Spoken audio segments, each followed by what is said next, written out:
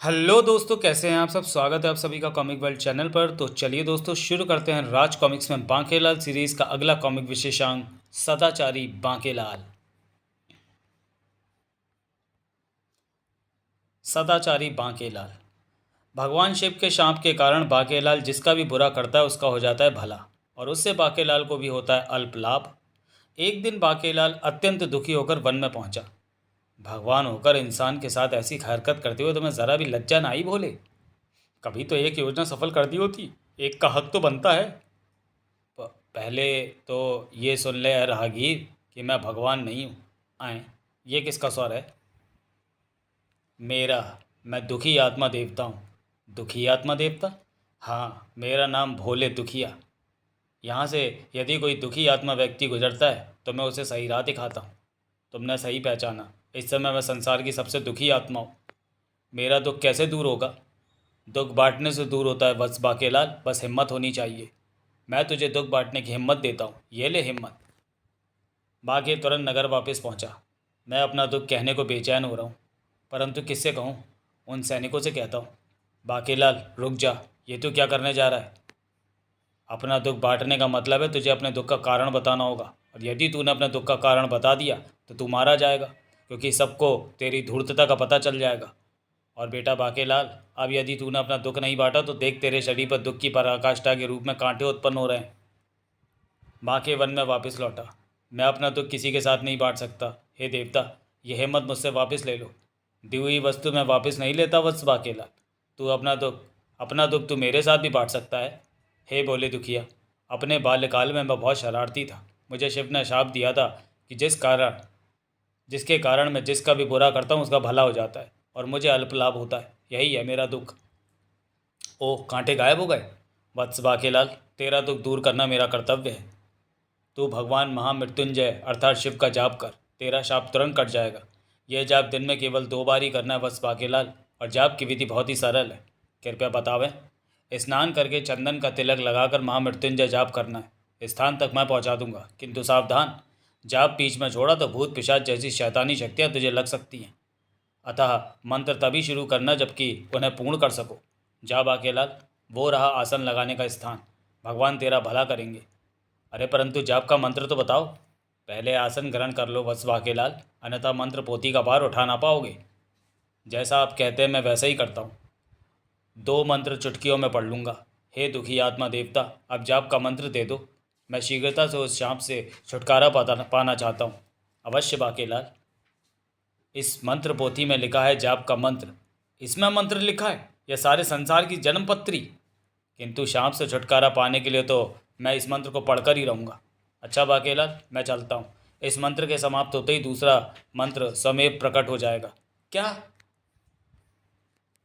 शिवो हरो शिवो हरो मृडो रुद्र पुष्करा पुष्पलोचल अर्थी गम्य सदाचार शर्व शंभुर्व। हे ईश्वर। बाकेलाल, मंत्र में भू शब्द नहीं है।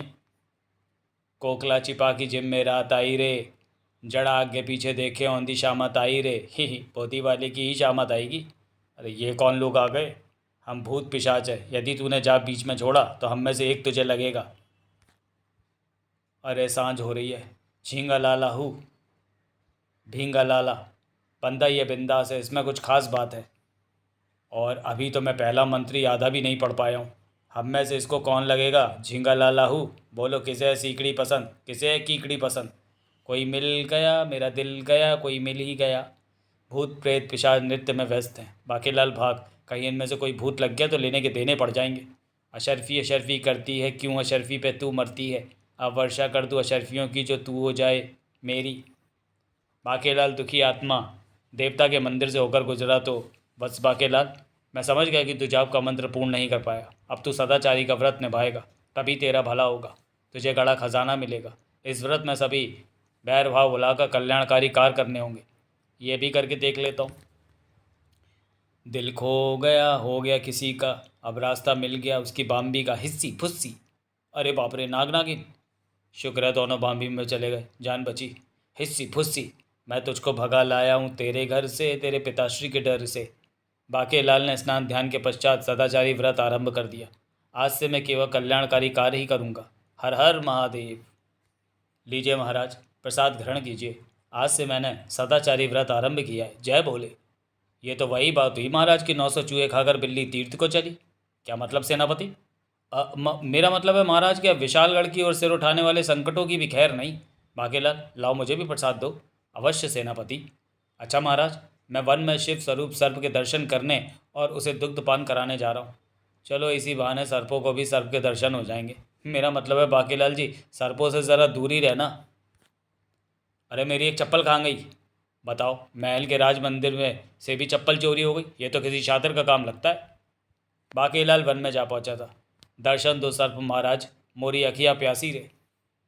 यहाँ से तो एक ही व्यक्ति गया है और वो है बाकेलाल। बाकेलाल भला मेरी चप्पल क्यों ले जाएगा? क्या पता भूल से वो आपकी चप्पल पहन गया हो। यदि ऐसा होता तो उसके एक पाँव की चप्पल भी तो यहाँ पड़ी होती। ओह, नाग देवता बाम्बी से बाहर आ रहे हैं। हिस्सी फुस्सी, घर से निकलते ही, कुछ दूर चलते ही, रास्ते में है उसका घर। अब तो मैं अपनी नागिन को अपनी बाम्बी में ले ही आया हूँ।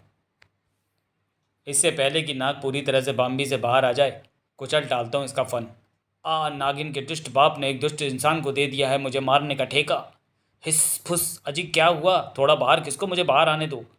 चल बाके, अब निकल ले यहाँ से, इससे पहले कि नाग की नागिन भी बाहर आ जाए और तुझे देख ले। प्रिय नगीना, मेरा अंतिम समय आ गया है। हिस फुस, अजी तुम्हारा शरीर ठंडा पड़ रहा है, पूंछ भी ऐट गई है। मैं ही धक्का देकर बाहर निकालती हूँ तुम्हें। तुम्हारी सास और फुफकार का सर नहीं आ रहा। हाय, मेरी मांग का सिंदूर उजड़ गया। किसने मारा मेरे प्रियतम को? हिस्सी, भयंकर फुफकार वाली फुस्सी। घर, मैं अंधी हूँ, अन्यथा अपने प्रियतम की आंखों में हत्यारे की तस्वीर देख लेती। पर ये क्या वस्तु है? इसमें से पैरों की गंध आ रही है। इसे तो मानव पाँव में पहनते हैं। इसी वस्तु से मेरे प्रियतम के प्राण हरे गए हैं। इसमें से प्रियतम के रक्त की गंध आ रही है। घर, हिस्सी फुस्सी, मैं पहचान गई इस वस्तु को। ये चप्पल है, और ये जिसकी चप्पल है उसकी गंध भी इसमें बसी है।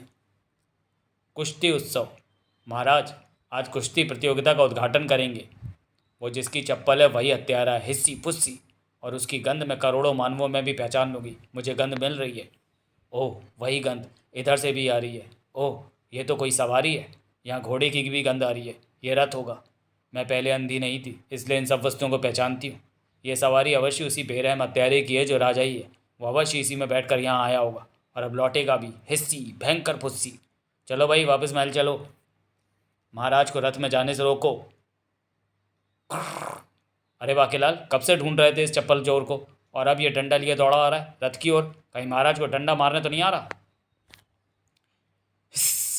मैं पहचान गई। मेरी पूंछ पर जो पड़ा वो डंडा है। मुझे मत मार दुष्ट, मेरे पेट में मेरे स्वर्गवासी पति का अंडा है। थड़ थड़। महाराज ये देखिए, रथ में नागिन छुपी थी, ये आपको डस लेती। बाकेलाल, तुम्हें रथ में नागिन होने का पता कैसे लगा? मैंने उसकी पूंछ बाहर लटकती देख ली थी सेनापति जी। देखा सेनापति, और तुम बाकेलाल पर मेरी चप्पल चुराने का आरोप लगा रहे थे। अब इस दुष्ट नागिन को कहीं दफना दो। जी जी महाराज। ओह, मुझे नींद आ गई और इस बोधी वाले ने मेरी योजना की बीन बजा दी। कोचवान, अब शीघ्र चलो। महारानी जी आजकल तीरंदाजी का प्रशिक्षण ले रही हैं और मुझे उनकी तीरंदाजी देखनी है। शीघ्र ही आइए महाराज। महारानी जी का निशाना अचूक होता जा रहा है। साएं, ठाक। देखा, निशाने पर ही लगा है। तो फिर महारानी अगला निशाना तुम पर ही लगाएंगी। मेरा मतलब तुम्हारे सिर पर रखे तरबूज पर। अरे कहाँ गया तीरंदाजी प्रशिक्षक? उसके हाथ में मैंने लोटा देखा था महाराज। अब कुछ और इंतज़ाम करना होगा निशाने का। महारानी स्वर्णलता, इन वृक्षों पर निशाना साधो। आज मैं इन वृक्षों पर निशाना नहीं साधूंगी। महाराज, किसी दास या सैनिक के सिर पर एक फल रखिए, आज मैं उस फल पर निशाना साधूंगी। तुम में से कौन खड़ा होगा रानी के निशाने के सामने? ठप। महाराज, मेरे बाण से तीर छूटने को बेताब है। कौन आ रहा है मेरे निशाने के सम्मुख? हम स्वयं महारानी। ओह, क्या सच? आई लव यू मोटू। देखो, निशाना सही लगना चाहिए। आप चिंता मत करो प्रिय, हम निशाना चूकने नहीं देंगे। लेकिन आपने दोनों आंखें क्यों बंद कर रखी हैं? महाराज, इससे ध्यान नहीं भटकता और मैं निशाना सही लगने के बाद ही आंखें खोलती हूँ। मर गए। बाकीलाल, वो मेरे सिर पर रख दो। महाराज, आपका मतलब वो तरबूज? अरे हाँ भाई, चल बाकीलाल, रख उसके सिर पर तरबूज। एक बार पुनः सोच विचार कर लें महाराज। महारानी, अपनी चूड़ियाँ तोड़ लो। क्यों महाराज? नहीं दिलवाऊंगा। महारानी जी के पास तो कई बाण हैं, किंतु विशालगढ़ के पास राजा एक ही है। तुम चिंता मत करो बाकेलाल, हम महावीर हैं। बाकेलाल, तुम कांप क्यों रहे हो? महाराज, ये खुशी की कंपन है। किस बात की खुशी? महाराज, मुझे विश्वास है कि आज रानी जी सही निशाना लगाएंगी इंसानी तरबूज पे। महाराज, मैं फल आपकी टाँट पर रख रहा हूँ, कृपया कर अपने नेत्र बंद कर लें। मैं ये दृश्य नहीं देख सकता। ठीक है बाकेलाल, पर तुम किसी तरह से महारानी जी के नेत्र खुलवा दो। महाराज, राम नाम सत्य है मंत्र पढ़िए, महारानी जी अपने नेत्र अवश्य खोलेंगी। आगे का मंत्र मैं बोल दूंगा। महाराज, क्या आप तैयार हैं? हाँ महारानी, राम नाम सत्य है। आज तरबूज भी हल्का लग रहा है। सत्य बोलो गत्य है, मोटा मुच्छड़ मस्त है। ठहरो, मुझे तो यहाँ से जाने दो। ओह, मुझे तो फिर से चक्कर आ रहे हैं। बाकेलाल, तुमने तरबूज की जगह बीज क्यों रखा? बीज तरबूज का ही है ना सेनापति, बीज से ही तो तरबूज बनता है। क्या तुम्हें महारानी के निशाने पर विश्वास नहीं है? बोलूं क्या महारानी जी को? महारानी, मेरे सिर पर रखा फल दिखाई पड़ रहा है ना? एक क्षण रुकिए महाराज, मैं आंखें खोलती हूँ। मुझे तो धनुर्धर अर्जुन के समान केवल मछली की आँख ही दिखाई पड़ रही है महाराज। आए, मछली की आँख? यहाँ ना तो मछली है ना ही मछली की आँख। सैनिक, ढाल ला। महाराज, हिलना नहीं, बाण आ रहा है। झन झन खच। बाकी, तुमने ढाल क्यों फेंकी? टूट गई मेरी योजना की टांग। महारानी जी, आपने मछली की आंख का बिल्कुल सही निशाना लगाया, आप महान हैं। किंतु बाकेलाल, तुमने मेरे सिर पर तरबूज के स्थान पर यह बीज क्यों रखा? कमाल है, किंतु मैंने तो तरबूज ही उठाया था। महाराज, लगता है तरबूज डरकर गायब हो गया होगा। अब सब आपके जितने वीर थोड़े ना है। महाराज, जान बच गई, लाखों पायल लौट के। महारानी आगे, महामंत्री आगे मत बोलना वरना स्वर्गवासी कर दिए जाओगे। महाराज, मैं तो कह रहा था कि लौट के महाराज महल को जाएं। बाकेलाल, कल प्रातः ही वन भ्रमण को चलना है, वहाँ हम पुष्प घाटी देखेंगे, अतः रात्रि विश्राम कर लो। आओ महारानी। जो आज्ञा महाराज। कल भी मैं सही निशाना लगाऊंगी। महारानी जी, कल आप बाकेलाल के सिर पर अंगूर रखिएगा। मैं विश्राम कैसे कर सकता हूँ, मुझे तो रात्रि में ही सही निशाना लगाना होगा। चल रहे बाकेलाल। बाकेलाल वन में पहुँचा और कल यहाँ से एक हाथी गुजरने वाला है, मानव रूपी हाथी, मुच्छड़ हाथी, हाथियों से भी मोटा हाथी। ठाक। और मुझे यहाँ खोदना एक गहरा गड्ढा। खोद खोद। अगले दिन प्रातः, वाह, पुष्प घाटी अभी दूर है और नाना प्रकार के पुष्पों की मधोश कर देने वाली गंध नथनों में प्रवेश कर मन प्रफुल्लित करने में लगी है। यहाँ से हम पैदल ही आगे जाएंगे। ओ ये क्या? चल। अरे, इस तरफ तो हाथी आते ही नहीं, तो फिर ये गड्ढा किसने और किस लिए खोदा होगा? ओह, फिर चक्कर आने लगे। इस कुदाल पर राजमहल की मोहर लगी है, इसे राजमहल से यहाँ कौन लाया? ये गड्ढा भी अवश्य उसी ने ही खोदा होगा। इसका तात्पर्य यह हुआ कि यह घटना महाराज को गड्ढे में गिराकर मारने का षड्यंत्र है। षड्यंत्र के विषय में बाद में सोचेंगे, पहले महाराज को गड्ढे से बाहर निकालने का इंतजाम करना होगा। अरे कोई रस्सी लाओ। बाकेलाल, ज़रा अपनी जूती तो दिखाओ। जूती में जादू है क्या जो उसे गड्ढे पर घुमाकर महाराज को बाहर निकालोगे? मैं बोला ना, जूती दे बाके। अरे रे कमबख्त, तुझे बाद में देखता हूँ। यहाँ कच्ची मिट्टी पर जूतियों के निशान बने हैं, ये निशान बाकेलाल की जूतियों के ही हैं। बाकेलाल जी, ये लो रस्सी का गुच्छा। ये रस्सी है या धागा? गड्ढे में से बिना सूंड का हाथी निकालना, मेरा मतलब खरगोश नहीं निकालना, मूर्ख। बाकेलाल प्रणाम, मिल गया ये गड्ढा तुमने ही खोदा है। सॉरी, प्रमाण मिल गया, यह गड्ढा तुमने ही खोदा है। मुझे यहाँ से बाहर निकाल लो कमबख्तों। हथनी अपने बच्चे के साथ इधर ही आ रही है। चमत्कार, पुष्प घाटी में हथनी। कहीं ये भी गड्ढे में गिर पड़ी तो इसके नीचे दबकर महाराज का हलवा बन जाएगा। अबे, हमारे महाराज को कम समझता है क्या? उनमें 10 का दम है। मुझे तो लगता है अभी उन्होंने ही आवाज़ देकर इसे बुलाया है। आकार और आवाज़ एक जैसी लगती है। चिंपों चिंपों। प्रणाम मानव, तुम मुझे भूल गए, मैं नहीं भूली। एक बार तुमने मेरे भूखे बालक गजोधर के मुंह में गन्ना दिया था ना? अरे ये क्या? यह हथनी तो बाकेलाल जी को शीश नवा रही है। मैं मोटा रस्सा ले आया। ओ, है तो वही बालक हाथी है जिसके पिछवाड़े पर मैं गन्ना मारने वाला था और ये सही समय पर घूमकर गन्ना खा गया था। मैं इस हथनी के बच्चे को पहचान गया। एक दिन यह उदास था और तब मैंने इसके साथ ही कबड्डी खेली थी। अब यह हथनी भी हमारे काम आएगी। महाराज, ये रस्सी थाम लें। क्या हाथी ने भी चड्डी पहन के कबड्डी खेली थी या बाकेलाल जी ने हाथी की तरह चड्डी उतार कर? बाकेलाल जी, हम समझ गए आप जितने बड़े दिखते हैं उससे बड़े पहलवान हैं। चल प्यारी हथनी, आगे बढ़। बाकी, मुझे एक गन्ना और देना, वो गन्ना बहुत स्वादिष्ट था। पैदूरट, ये मेरी टांग है, गन्ना नहीं। वो गन्ना तो मैं दिशा मैदान के समय सांपों से बचने के लिए साथ ले गया था और वो मेरे ही गोबर में सन गया था। अरे हथनी, मुझे खींचकर बाहर निकाल रही है। महाराज, ये गड्ढा बाकीलाल ने खोदा था। मेरे पास इस बात का पक्का सबूत है। ये बाकीलाल आपके प्राण लेना चाहता है। चटाक थड़। शांत गदाधारी शांत। मैं तो एक नन्हा मुन्ना बच्चा हूँ। इसका सिर कुचल दो माताश्री। चिंपा। नहीं, ऐसा मत करना। ये सब क्या चक्कर है सेनापति? अपनी पोल खोलने के भय से बाकेलाल ने हथनी के पाँव के नीचे कुचलवाकर मुझे मारने की चेष्टा किया महाराज। बचाओ। वैसे ये ऐसे नहीं मानेगा। इसका ढिंडोरा पीटना होगा। था। ओह, माफ कर दे काले पहलवान। महाराज, सच तो यह है कि मुझे कुछ नहीं मालूम कि ये गड्ढा यहाँ किसने खोदा। मैं तो ये जानता हूँ कि सदाचारी व्रत का पालन करते हुए मैंने आपके प्राण बचाने की पूर्ण चेष्टा की है, जिसमें मेरी मित्र हथनी ने भी मेरी मदद की है। लगता है कमबख्त फिर टूट गई योजना की टांग। न जाने कैसे मनहूस पर लद गया हूँ मैं। और जब सेनापति ने मुझ पर झूठे आरोप लगाए तो हथनी और उसके बच्चे ने उस पर हमला किया। तुम्हारी बात सही है बाकेलाल। पशुओं में सत्य को पहचानने की क्षमता होती है। सेनापति, बाकेलाल से क्षमा मांगो, अन्यथा कारागार भुगतने को तैयार रहो।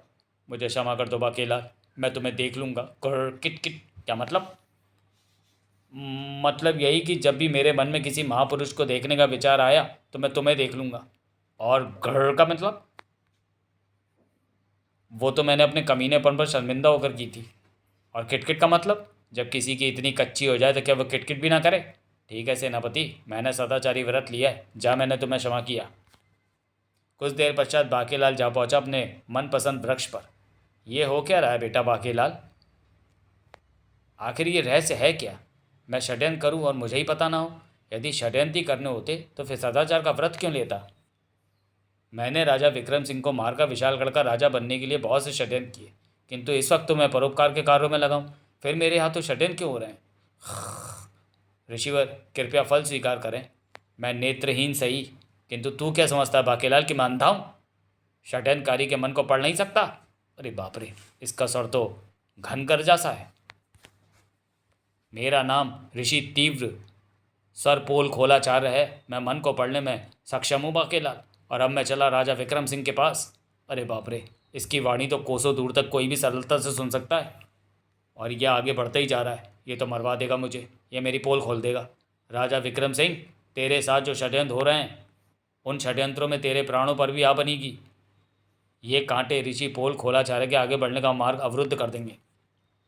अरे, ये तो कांटों को भी कुचल कर आगे बढ़ गया। राजा विक्रम सिंह, उन षड्यंत्रों के कारण तेरी भयंकर हानि हो सकती थी। इधर मगरमच्छों वाली नदी है, अंधे सूरदास को उस राह पर भेज देता हूँ। बाबा, इधर से ये राह महल की ओर जाती है। राजा विक्रम सिंह, षड्यंत्रों से सर्वथा हानि ही होती है। मगरमच्छ इसकी बोटी बोटी खा जाएंगे। अरे, मगरमच्छों से भरी नदी भी पार कर गया। राजा विक्रम सिंह तो विशालगढ़ का राजा है। बाकेलाल, ऋषि के पीछे मत जा, रुक जा। दुखी आत्मा देवता भोले दुखिया, तेरे दुख के कारण का निवारण उस चुल्लू पर पानी द्वारा होगा, जो उसी में जाकर डूब मूर्ख, अन्यथा बहुत दुखी होगा तू। छपाक। बाकी बेटा, अब तू महल लौटा तो राजा तुझे अंधे कुएं में लटका देगा। चल, कूद पड़ चुल्लू पर पानी में। ओह आ गुप, ये पानी कहाँ से आ गया? मुझे जुकाम हो जाएगा। बाकेलाल ने पानी में से सिर बाहर निकाला। अरे, मैं तो चुल्लू पर पानी में डूबा था, ये सरोवर कहाँ से आ गया?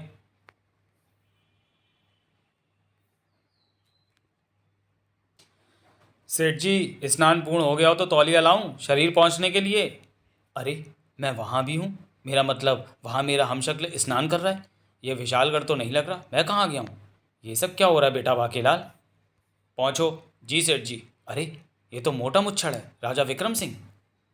और ये मेरे हमशक्ल को सेठ जी क्यों कह रहा है? यहाँ तो राजा विक्रम सिंह मेरे हमशक्ल का नौकर बना हुआ है। वाह वाह, ये दृश्य देखकर तो मुझे पूरे जीवन का आनंद पल भर में आ गया। मोटे, कितना खाता है? ज़रा अच्छे से पहुँच। जी मालिक। अब खड़ा खड़ा मुंह क्यों देख रहा है? मेरे मुंह में दही जमाएगा क्या? मेरी चप्पल क्यों नहीं लाता? जी मालिक, मेरा मतलब सेठ जी, अभी लाया। किंतु सेठ जी, आप बात बात पर डांटते क्यों हैं? पहले मैं आपका दास था, किंतु अब तो सलाहकार हूँ। तुझसे भी तो कितनी बार कहा है कि मालिक मत कहा कर। मालिक सुनकर ऐसा लगता है जैसे सामने नौकर खड़ा है, सलाहकार नहीं। चल, अब व्यापार की बात कर। मालिक, मेरा मतलब सेठ जी, अश्व मेले के लिए कूच करने को घोड़े तैयार हैं। सलाहकार चक्रम सिंह, तुम चलो, मैं सूर्य को कोटि कोटि प्रणाम करके आता हूँ। बांके मल सूर्य प्रणाम किए बिना कोई शुभ कार्य नहीं करता। ये राजा विक्रम सिंह नहीं बल्कि चक्रम सिंह है और मेरे हमशक्ल का सलाहकार है। मेरे हमशक्ल का नाम बांके लाल नहीं बल्कि बांके मल है। यहाँ मुझे कोई नहीं देख रहा। इस कमबख्त बांके मल को मूर्छित करके तड़ाक स्वयं बन गया सेठ बांके मल। झाड़ियों में डाल देता हूँ और अब सेठ बांके मल के वस्त्र पहनकर मैं स्वयं बन गया सेठ बांके मल। बांके लाल का काफिला चढ़ पड़ा। सेठ जी, आपका विशेष सलाहकार होने के नाते ये मेरा कर्तव्य है कि आपको डाकू बावला और डाकू दड़िया के खतरों के बारे में आगाह करूं। हम घोड़ों के व्यापारी हैं और सबसे हष्ट पुष्ट घोड़े हमारे ही हैं जो सभी खरीदारों की पहली पसंद है। आगे बोलो सलाहकार।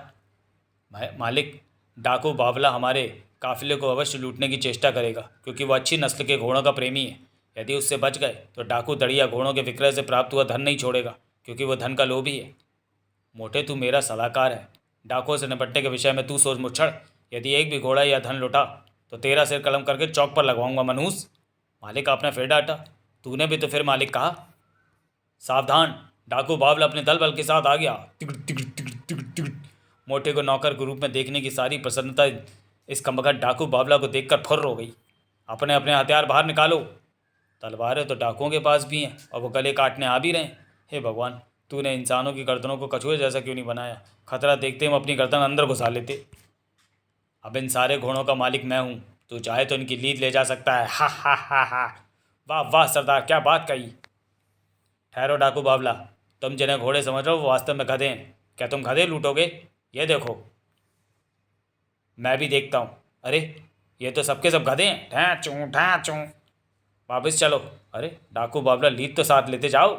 ये कमाल तुमने किस प्रकार से किया सलाहकार चक्रम सिंह? इसमें कमाल कुछ भी नहीं है। कुछ ऊंचे कद के खच्चरों को घोड़ों में शामिल कर लिया था। खच्चर गधों के समान देखते हैं और घोड़ों की तरह दिखते हैं। हाँ, किंतु मन ही मन घबरा भी रहा था कि कहीं कोई घोड़ा हिनना ना पड़े।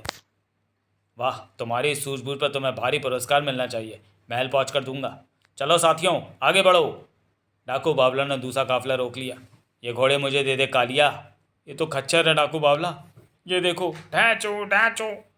कमाल है, आज जिसे देखो खच्चर और गधे लेकर जा रहा है। कुछ देर पूर्व सेठ बांकेमल भी गधों का बहुत बड़ा काफिला लेकर यहाँ से गुजरा था। क्या सेठ बांकेमल? अरे, पर वो तो घोड़ों का सबसे बड़ा व्यापारी है। ओह, अब समझा। क्या समझा? शीघ्र बता।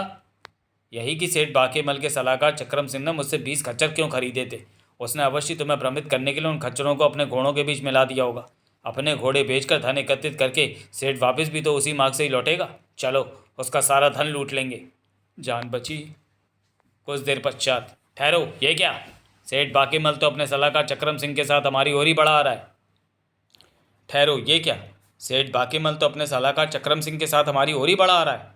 डाकू बावला, डाकू बावला, अच्छा हुआ तुम स्वयं ही हमारे पास चले आए। दुष्ट धोखेबाज चक्रम सिंह, तेरी चाल में समझ चुका हूँ। तूने मुझे मूर्ख बनाया, किंतु अब मैं तुम्हारा सारा धन लूट कर तुम्हारे प्राण हर लूँगा। धन तो लूट गया डाकू बावला। कुछ देर पूर्व डाकू दड़िया में घायल करके सब लूट ले गया। क्या? डाकू दड़िया की ये हिम्मत? लेकिन तुम घायल तो नहीं लग रहे। हाँ, क्योंकि डाकू दड़िया आगे से नहीं पीछे से घायल करता है। पीछे से मतलब? डाकू दड़िया अपने शिकार के तवे घायल करता है ताकि शिकार कहीं टिक ना पाए। वह तुम्हारे पीछे क्यों पड़ा है? कुत्ते के मुंह खून लग गया है सरकार। आप चखेंगे सरकार? ठीक है ठीक है, अब चलो भागो यहाँ से। क्या? घाव पर लगी टमाटर की चटनी साफ कर लेनी चाहिए। सेठ जी, आपके तवे बहुत कोमल हैं और तुम्हारे तवे बहुत विकराल हैं चक्रम। सेठ जी, इससे पूर्व कि डाकू बावला को सच्चाई पता लग जाए और वो वापस आकर हमारे सिर काटकर हमारा सारा धन भी लूट ले जाए, यहाँ से निकल चलिए। वाह, हमारा धन बचाने के लिए तुमने नायाब योजना बनाई चक्रम सिंह। डाकू बावला ने डाकू दड़िया पर धावा बोल दिया। चक्रम सिंह ने बताया कि तूने मेरे क्षेत्र में आकर सेठ बांकेमल का धन लूटने की हिम्मत की। अब दंड भुगत। मैंने उसका धन नहीं लूटा, उसने तुम्हें मूर्ख बनाया। सेठ का सलाहकार बड़ा बुद्धिमान व शातिर है। क्या कहा? ऐसा करके उसने मुझे अपना 7 जन्मों का शत्रु बना लिया है। अब वो नहीं बचेगा मेरे हाथों। मैं भी तुम्हारा साथ दूंगा। उधर महल में। चक्रम सिंह, मैंने तुम्हें भारी पुरस्कार देने की घोषणा की थी। आज से ये घोड़ा तुम्हारा हुआ। किंतु सेठ जी, ये तो गधा है, इसका मैं क्या करूँगा? इसे मैं खिलाऊंगा कहाँ से? मेरे पास इतना धन कहाँ है? अरे, जब से गधों ने हमारा धन बचाया है हम उन्हें घोड़े ही बोलने लगे हैं। और तुम खुद का पेट भी तो भरते हो, इसका भी भर ही लोगे। और फिर इसकी तो वैसे भी एक टांग कम है, खाएगा भी कम, बल्कि इसी पर सवारी करना। परेशानी तो इस गधे को होनी चाहिए। सेठ जी में इतनी अकल कहाँ से आ गई? तभी मैं प्रसन्न देवता हूँ। जब भी कोई किसी को प्रसन्न होकर कुछ देता है तो मैं भी प्रकट होकर उसे तोहफा देता हूँ। वत्स बाके, तुमने चक्रम सिंह को घोड़ा प्रदान किया तो मैं तुम्हें ये चमत्कारी तलवार और ये तोता पुरस्कार में देता हूँ। ये तलवार सैकड़ों शत्रुओं का सिर पल भर में काट सकती है, और जहाँ कहीं भी भूत प्रेत या बुरी आत्मा हो वो इस तोते में समा जाती है। सेठ जी गजब हो गया। डाकू बावला चक्रम सिंह जी के रक्त का प्यासा हुआ अपने पूरे दल बल के साथ इसी ओर चला आ रहा है। वो कह रहा है कि पहले चक्रम सिंह को मारेगा फिर आपको। हा हा हा, अब तुम दोनों मेरे शिकार हो। खबरदार डाकू बावला, यदि तुम अपने और अपने साथियों के प्राणों की रक्षा करना चाहते हो तो शस्त्र त्याग कर आत्मसमर्पण कर दो। पकड़ लो दोनों को। मैं तुम दोनों के सिर काट कर उनकी चावल बिरयानी बनाने आया हूँ। खचा खचा। तू नहीं मानता तो ये ले, फिर भुगत। आए, मेरे 100 डाकुओं को पल भर में काट डाला। हाँ, मेरे हाथ में देवता तलवारों की चमत्कारी तलवार है जिससे कोई नहीं बच सकता। इस तोते की यह विशेषता है कि किसी भी प्राणी की भटकती आत्मा इस तोते में आ जाती है। अब तेरी बारी है। Time time. नहीं, मैं प्रतिशोध लूंगा।